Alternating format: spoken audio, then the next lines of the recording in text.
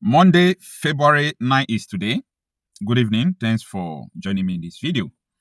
The wife of President Bola Ahmed Tinubu has been in the United States of America, as you know, and ever since she traveled to America, I've been one way or the other trying to monitor her movement and what she's doing. Well, apart from personal character and everything, I think the wife of Tinubu is a brave woman. Okay, is a brave woman and so courageous, helping her husband to do one thing or the other. And that is nice. Now, she was granting a interview with Fox News. So I want to play the interview for you here.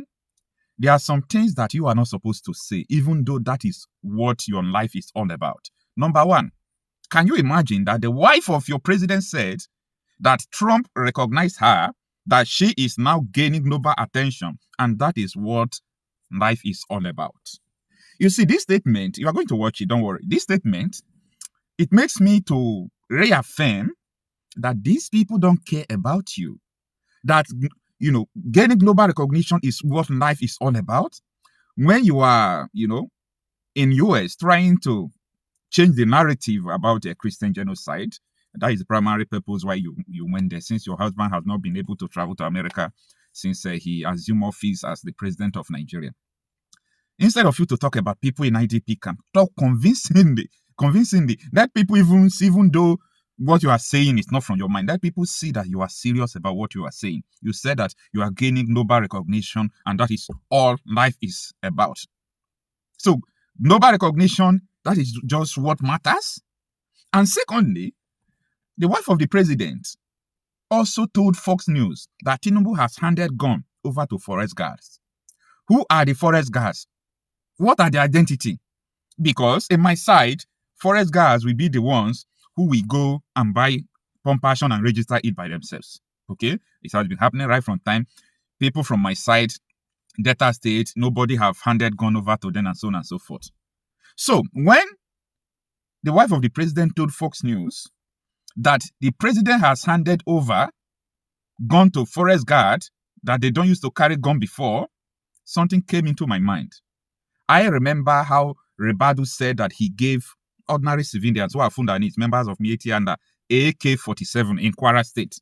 Anyway, what do I know? These are informations that are valuable, informations that are authentic. I am just trying to bring it out and connect the dots that there is no legislation that have allowed AK-47 for civilian use, even though you're a forest guard and so on and so forth. Okay? That is it. There is no legislation about that. So how are they giving these people this gun? What are they using to measure it? How are they recruiting this forest guard?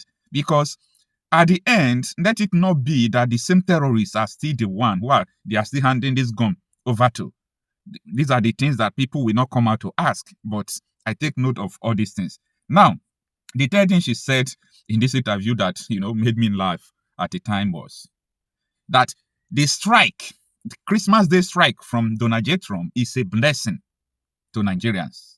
That more strikes are going to come against the Islamic terrorists. So when he made the statement, I say, is Shegumi aware of what you are saying?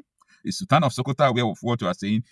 The Sharia Council, are they aware of what you are saying? Anyway, in a normal circumstance, what she said, that particular statement, that, the strike is a blessing and more strikes are to come, it's not supposed to be a bad statement or statement that supposed to trigger people's reaction. But these people are not standing in one place. Like, they are doing like people they are pushing up and down. Tinubu's administration are not standing in one place. People don't know where they stand. Today, they are denying Christian genocide. Tomorrow, they are saying, yes, there is Christian genocide. Next tomorrow, they are this. Like, they don't know what to do. That is how to know people who are not raised on you. They don't know what they want. The truth here is this. No matter how many people you bribe or you pay, you can't deny the fact that there is, the fact that there is Christian genocide in Nigeria. You can't deny it. So that is something that you people, there is no money that can stop this. There is no money that can cover it or change the whole narrative. And so unfortunately for everyone, Donald J. Trump does not even listen to people when he knows what he's doing, when he knows the truth. Don't forget that when Buhari visited Trump made a statement. This is a public show where the journalists were interviewing them. Trump told Tinubu in his first term when he was the 45th president, why are you killing Christians in Nigeria? That was what Trump told Tinubu. Not, sorry, Buhari, okay? Don't get it twisted. I was talking about the former president when he visited Trump, okay? Trump told him, Buhari, why are you killing Christians in Nigeria? So Trump is not the kind of person that people would say he jumped into this Christian genocide issue. Before you people will say that it was a screwdriver from Onitsha. So why the wife of the president was telling the Fox News, journalist that was interviewing her, that it's a blessing that it was Nigerian government that collaborated with the US to strike it. I said, oh no. So it's no longer a screwdriver that told Trump to strike Sokoto. You know, all these things, they will always look for a way to make sure that it is connected to Igbos. Anyway, take a listen to the interview.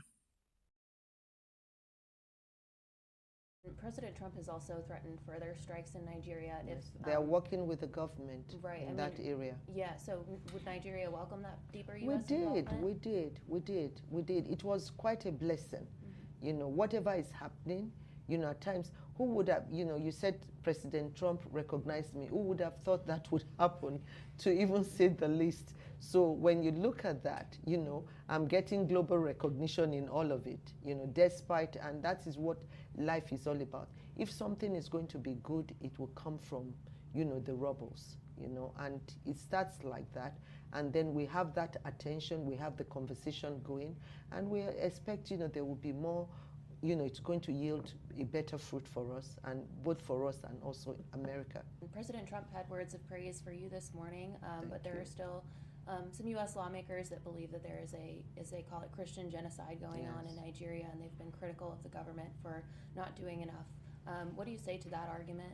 What do you tell them? You know, we've been able to educate them more about the situation on ground.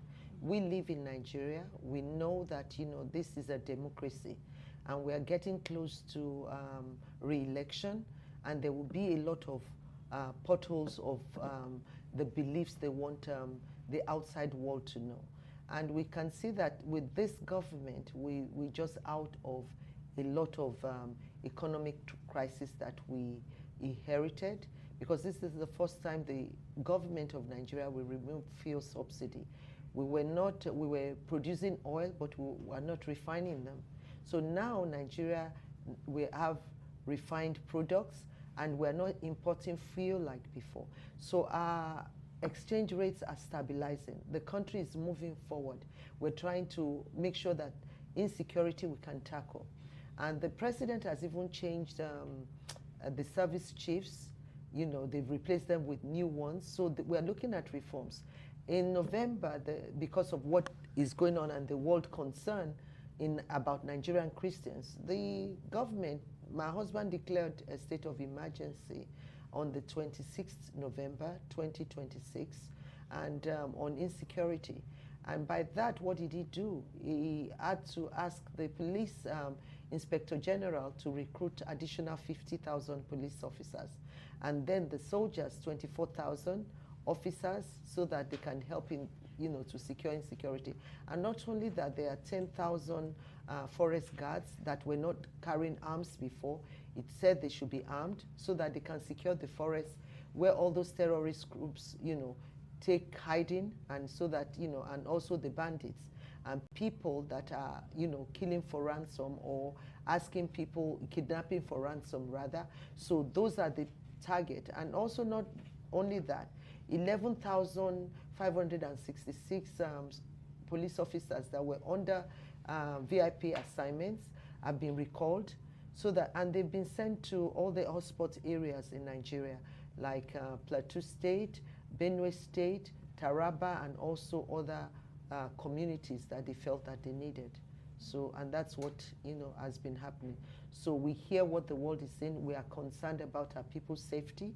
Nigeria is a country that, you know, encourages freedom of religion, and which is entrenched in our constitution.